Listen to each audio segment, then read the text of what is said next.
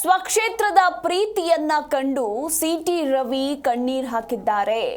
ಇನ್ನು ನಾನೆಂದೂ ತಪ್ಪು ಮಾಡಿಲ್ಲ, ಮುಂದೆ ಮಾಡೋದೂ ಇಲ್ಲ ಅಂತ ಇದೇ ಸಂದರ್ಭದಲ್ಲಿ ಹೇಳಿರುವ ಎಂಎಲ್ಸಿ ಸಿಟಿ ರವಿ ಸ್ವಕ್ಷೇತ್ರದ ಪ್ರೀತಿಯನ್ನ ಕಂಡು ಕಣ್ಣೀರಿಟ್ಟ ಸಿಟಿ ರವಿ ಇನ್ನು ಯಾವತ್ತೂ ಕೆಟ್ಟದ್ದನ್ನ ಮಾಡಿಲ್ಲ, ಮಾಡೋದು ಕೂಡ ಇಲ್ಲ, ಕಷ್ಟ ಎದುರಿಸಿದ್ದೇವೆ, ಬೆನ್ನು ತೋರಿಸಿ ಹೋಗಿಲ್ಲ ಅಂತ ಕಾರ್ಯಕರ್ತರ ಪ್ರೀತಿಯನ್ನ ಕಂಡು ಸಿಟಿ ರವಿ ಕಣ್ಣೀರ್ ಹಾಕಿದ್ದಾರೆ.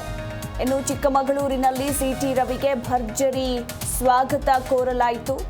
ಈ ಸಂದರ್ಭದಲ್ಲಿ ಕಾರ್ಯಕರ್ತರ ಪ್ರೀತಿಯನ್ನ ಕಂಡು ಕಣ್ಣೀರ್ ಹಾಕಿದ ಸಿಟಿ ರವಿ ಇನ್ನು ನನ್ನ ಕಷ್ಟದ ಜೊತೆ ನೀವಿದ್ದೀರಾ, ನಿಮ್ಮ ಜೊತೆ ನಾನಿರ್ತೀನಿ, ತಾಯಿ ಮಕ್ಕಳಿಗೆ ತೋರಿಸುವಂತಹ ಪ್ರೀತಿಯನ್ನ ನೀವು ನನಗೆ ತೋರಿಸಿದ್ದೀರಾ, ನೀವು ನನಗೆ ಬೆನ್ನು ತೋರಿಸುವುದಾ ಅದನ್ನ ಹೇಳಿಕೊಟ್ಟಿಲ್ಲ, ಎದೆ ತೋರಿಸೋದನ್ನ ಹೇಳಿಕೊಟ್ಟಿದ್ದೀರಾ ಅಂತ ಇದೇ ಸಂದರ್ಭದಲ್ಲಿ ಸಿಟಿ ರವಿ ಹೇಳಿಕೆಯನ್ನ ಕೊಟ್ಟಿದ್ದಾರೆ.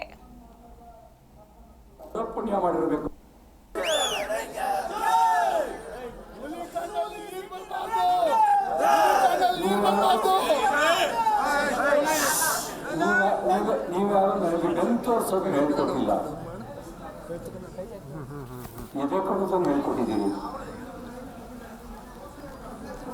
ಯಾವತ್ತೂ ಕೆಟ್ಟದ್ದು ಮಾಡಿಲ್ಲ, ಕೆಟ್ಟದ್ದು ಬಯಸಿಲ್ಲ, ಕಷ್ಟನ ಎದುರಿಸಿದ್ದೀವಿ, ಅದ್ರ ಬೆನ್ನು ತೋರಿಸಿ ಓಡಿ ಬಂದಿಲ್ಲ.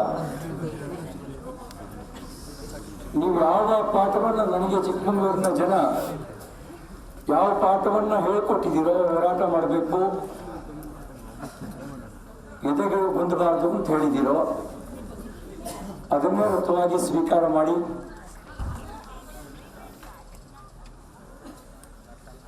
ಹೋರಾಟ ದಾರಿಯನ್ನೇ ತುಳಿದು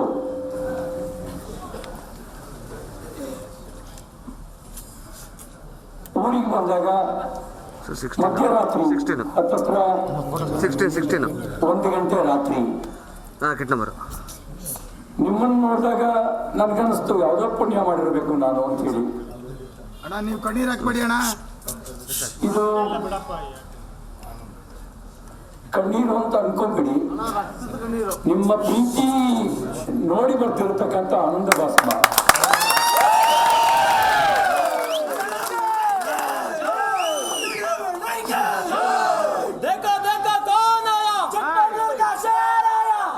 ನಿನ್ನೆ ಮೊನ್ನೆ ರಾಜ್ಯದ ಉದ್ದಗಲಕ್ಕೆ ಪಕ್ಷದ ಕಾರ್ಯಕರ್ತರು, ಸಾಮಾನ್ಯ ಜನ, ನಮ್ಮ ಪಕ್ಷದ ಎಲ್ಲ ಮುಖಂಡರು, ರಾಜ್ಯಾಧ್ಯಕ್ಷರು, ವಿರೋಧ ಪಕ್ಷದ ನಾಯಕರು, ಯತ್ನಾಳ್ರು, ಬೆಲ್ಲದರು, ಅಭಯ ಪಾಟೀಲು, ನಮ್ಮ ಸಂಸದರುಗಳು, ಕೇಂದ್ರ ಸಚಿವರುಗಳು, ವರಿಷ್ಠ ನಾಯಕರಾಗಿರ್ತಕ್ಕಂಥ ಯಡಿಯೂರಪ್ಪನವರು ಕರೆ ಮಾಡಿ ಏನಾಯ್ತು ಏನಾಯ್ತು ಅಂತ ಹೇಳ್ತಾ ಧೈರ್ಯ ತುಂಬ್ತಾ ಇದ್ರು. ಎಲ್ಲರೂ ಒಂದಾಗಿ ನಿಂತರು. ಕೇಂದ್ರ ನಾಯಕರುಗಳು ಹೆದರಬೇಡ ಅನ್ನುವಂತ ವಿಶ್ವಾಸ ತುಂಬಿದ್ರು.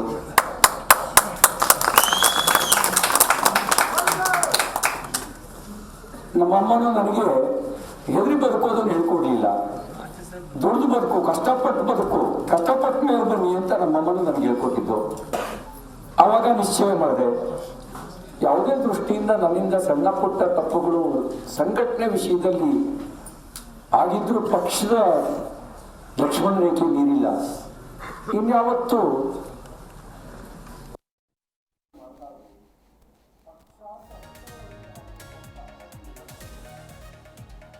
ಬಂಧನ ಬಿಡುಗಡೆಯ ಬಳಿಕ ಸಿಟಿ ರವಿ ಸ್ವಕ್ಷೇತ್ರಕ್ಕೆ ಬಂದರು. ಆ ಸಂದರ್ಭದಲ್ಲಿ ಕಾರ್ಯಕರ್ತರು ಅವರನ್ನ ಅದ್ಧೂರಿಯಾಗಿ ಸ್ವಾಗತಿಸಿದರು. ಇನ್ನು ಮನೆಗೆ ಬಂದ ತಕ್ಷಣ ಗಂಡನಿಗೆ ಆರತಿ ಎತ್ತಿ ಬಳಿಕ ಕಣ್ಣೀರಿಟ್ಟ ದಂಪತಿ. ಇನ್ನು ಇದೇ ಸಂದರ್ಭದಲ್ಲಿ ಗಂಡನನ್ನ ತಬ್ಬಿ ಪತ್ನಿ ಪಲ್ಲವಿ ಕಣ್ಣೀರಿಟ್ಟಿದ್ದಾರೆ.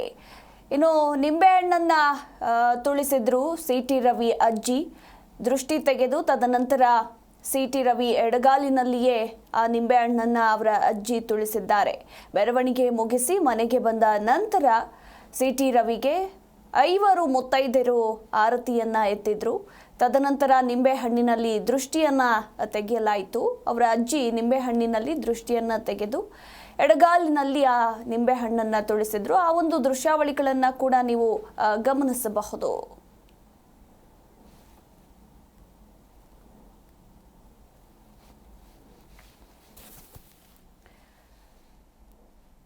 ಗಮನಿಸ್ತಾ ಇದ್ದೀರಾ ದೃಶ್ಯಾವಳಿಗಳಲ್ಲಿ ಒಂದು ಕಡೆ ಕಾರ್ಯಕರ್ತರ ಸಂಭ್ರಮ, ಇನ್ನು ಮತ್ತೊಂದು ಕಡೆ ಮನೆಯವರು ಮನೆಗೆ ಬಂದ ತಕ್ಷಣ ಆರತಿಯನ್ನು ಬೆಳಗೋದ್ರ ಮೂಲಕ ಅಂಡ್ ಸಿ.ಟಿ. ರವಿ ಅವರ ಪತ್ನಿ ಕಣ್ಣೀರಿಟ್ಟು ಅವರನ್ನು ತಬ್ಬಿಕೊಂಡು ಕೆಲ ಕಾಲ ತದನಂತರ ಮನೆ ಒಳಗಡೆ ಕರೆದುಕೊಂಡು ಹೋದರು. ಇನ್ನು 5 ಮುತ್ತೈದೆಯರು ಆರತಿಯನ್ನು ಬೆಳಗಿದ್ರು. ಇನ್ನು ತದನಂತರ ಅಜ್ಜಿಯೊಬ್ಬರು ನಿಂಬೆಹಣ್ಣಿನಲ್ಲಿ ಅವರಿಗೆ ದೃಷ್ಟಿಯನ್ನು ತೆಗೆದು ಆ ನಿಂಬೆಹಣ್ಣನ್ನು ಅವರ ಎಡಗಾಲಿನಲ್ಲಿಯೇ ತುಳಿಸಿದ್ರು. ಆ ಸಂದರ್ಭದಲ್ಲಿ ನೂರಾರು ಕಾರ್ಯಕರ್ತರು ಕೂಡ ಜಮಾಯಿಸಿದ್ದಾರೆ. ಬಂಧನ ಬಿಡುಗಡೆಯ ಬಳಿಕ ಸ್ವಕ್ಷೇತ್ರಕ್ಕೆ ಬಂದಂತಹ ನಂತರ ಒಂದು ಕಡೆ ಕಾರ್ಯಕರ್ತರು ಅದ್ಧೂರಿಯಾಗಿ ಸ್ವಾಗತವನ್ನು ಕೋರಿದ್ರು.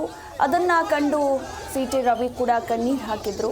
ನನ್ನ ಕಷ್ಟದ ಜೊತೆ ನೀವಿದ್ದೀರಾ, ನಿಮ್ಮ ಜೊತೆ ನಾನು ಯಾವತ್ತೂ ಕೂಡ ಇರ್ತೀನಿ ಅಂತ ಹೇಳಿ ಅವರು ಕೂಡ ಕಾರ್ಯಕರ್ತರ ಮುಂದೆ ಕೊಂಚ ಭಾವುಕರಾದರು. ಇನ್ನು ತದನಂತರ ಅಲ್ಲಿಂದ ಮನೆಗೆ ಬಂದ ನಂತರ ಇನ್ನು ಅವರ ಪತ್ನಿ ಕೂಡ ಅವರನ್ನು ಕಂಡು ಕಣ್ಣೀರು ಹಾಕಿದ್ದಾರೆ.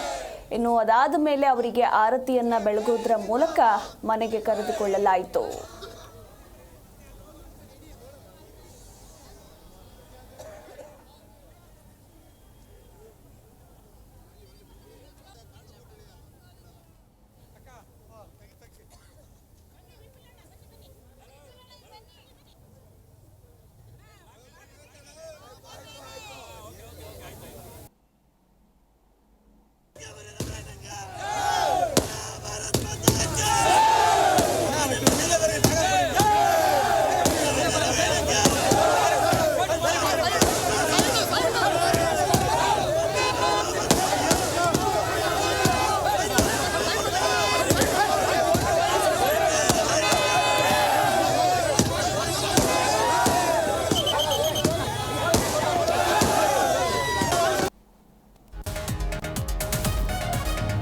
ಇನ್ನು ಬೆಳಗಾವಿಯ 24 ಗಂಟೆ ನರಕವನ್ನ ಸಿ.ಟಿ. ರವಿ ಬಿಚ್ಚಿಟ್ಟಿದ್ದಾರೆ.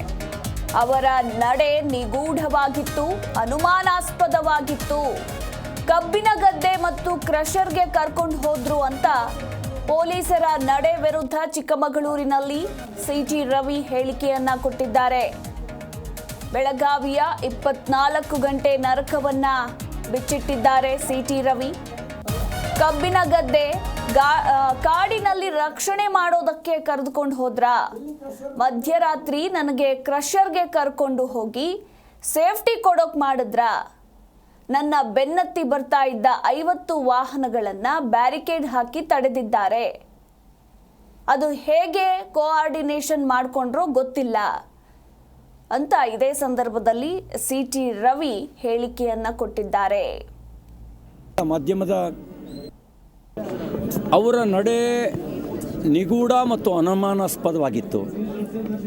ನನ್ನನ್ನು ಮಧ್ಯರಾತ್ರಿನಲ್ಲಿ ಕ್ರಷರಿಗೆ ಕರ್ಕೊಂಡು ಹೋಗಿ ಕ್ರಷರ್ನಲ್ಲಿ ನನಗೆ ಸೇಫ್ಟಿ ಕೊಡೋಕ್ಕೆ ಮಾಡಿದ್ರಾ, ಕಬ್ಬಿನ ಗದ್ದೆ ಒಳಗೆ ನನ್ನ ರಕ್ಷಣೆ ಮಾಡೋಕ್ಕೆ ಮಾಡಿದ್ರಾ, ಕಾಡಿನ ಮಧ್ಯದಲ್ಲಿ ನನ್ನ ರಕ್ಷಣೆ ಮಾಡಬೇಕು ಅಂತ ಮಾಡಿದ್ರಾ. ಹೀಗೆ ನಮ್ಮ ಮುಖ್ಯಮಂತ್ರಿಗಳಿಗೆ ಪೊಲೀಸ್ ಠಾಣೆಯಲ್ಲಿ ಇಟ್ಕೊಂಡ್ರೆ ಯಾರು ಏನಾರೋ ಮಾಡಿಬಿಡ್ತಾರೆ ಅಂತ ಭಯ. ಅದಕ್ಕೆ ಒಂದು 6 ಜನನ ಕಳಿಸಿ ಕಬ್ಬಿನ ಗದ್ದೆ ಒಳಗಿಡೋ ಪ್ರಯತ್ನ ಮಾಡಿದರು. ಜಲ್ಲಿ ಕ್ರಷರ್ ನಡುವೆ ಕರ್ಕೊಂಡೋದ್ರು, ಕಾಡಿನ ಮಧ್ಯಕ್ಕೆ ಕರ್ಕೊಂಡೋದ್ರು. ಮಾಧ್ಯಮ ಬೆನ್ನತ್ತಿ ಅದು ಮಾಧ್ಯಮವನ್ನು ನನ್ನನ್ನು ಮಾತ್ರ ಪ್ರತ್ಯೇಕ ಮಾಡಿದ್ದಲ್ಲ, ನಮ್ಮೆಲ್ಲ ಶಾಸಕರ ಜೊತೆಗೆ ನನ್ನ ಪ್ರತ್ಯೇಕ ಮಾಡಿದ್ದಲ್ಲದೆ ನಮ್ಮ ಹಿಂದ್ಗಡೆ ಫಾಲೋ ಮಾಡ್ಕೊಂಡು ಬರ್ತಿದ್ದಂಥ ವೆಹಿಕಲ್ಗಳನ್ನು ಒಂದಲ್ಲ ಎರಡಲ್ಲ ಒಂದು 50-60 ಕಡೆಗಳಲ್ಲಿ ಬ್ಯಾರಿಕೇಡ್ ಹಾಕಿ ತಡೆದಿದ್ದಾರೆ. ಅದು ಹೆಂಗೆ ಕೋಆರ್ಡಿನೇಷನ್ ಮಾಡ್ಕೊಂಡ್ರೋ ಗೊತ್ತಿಲ್ಲ. ಮಾಧ್ಯಮದ ಸ್ನೇಹಿತರು ಜೀವದ ಹಂಗೆ ತೊರೆದು ಅವರಿಗೆ ಆಗೋ ನಷ್ಟವನ್ನೂ ಲೆಕ್ಕಕ್ಕೆ ತೆಗೆದುಕೊಳ್ಳದೆ ಅವರು ಬೆನ್ನತ್ತಿ ಎಲ್ಲ ಕಡೆಯಲ್ಲ ಪ್ರತ್ಯಕ್ಷ ಆಗಿದ್ದರಿಂದ ಅವರಿಗೆ ಏನೂ ಮಾಡೋಕ್ಕಾಗದೆ ಅನಿವಾರ್ಯವಾಗಿ ಬೆಳಿಗ್ಗೆ ಕೋರ್ಟಿಗೆ ಪ್ರೊಡ್ಯೂಸ್ ಮಾಡಿದ್ರು. ಉಳಿದೆಲ್ಲ ವಿಷಯನ ಬೆಳಿಗ್ಗೆ ಹೇಳಿದ್ದೀನಿ ನಾನು. ನೋಡೋಣ, ಸರ್ವಾಧಿಕಾರ ಒಂದಿನ ಕೊನೆಯಾಗಲೇಬೇಕು. ಪ್ರಜಾಪ್ರಭುತ್ವ ಮತ್ತು ಸರ್ವಾಧಿಕಾರ ಒಟ್ಟಿಗೆ ಇರೋಕ್ಕೆ ಸಾಧ್ಯ ಇಲ್ಲ.